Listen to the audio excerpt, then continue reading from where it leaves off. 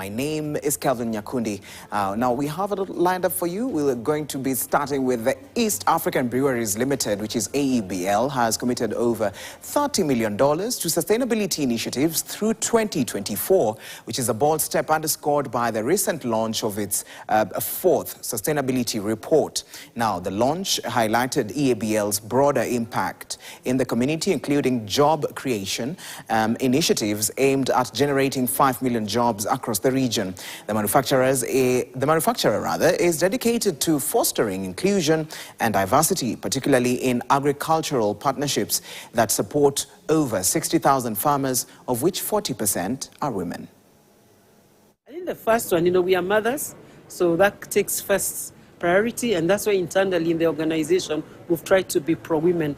The maternal benefit of leave being high at 6 months, etc., etc. And from an economic perspective, we also encouraging more women to participate in our business so they can grow the economic power. But we know they normally are not the voice within the household. That's another very, very, very big challenge. The other one is capability. We all know that for a long time, men had a head start from getting the requisite education and skills to work in corporates like us and other places. So I think those would be the three major challenges that I would call out. Now, at the launch of the 2024 KRA Summit, that is themed Powering Trade Facilitation and Domestic Resource Mobilization in the Digital Age, it has been noted that there is need for updated solutions to enhance trade facilitation.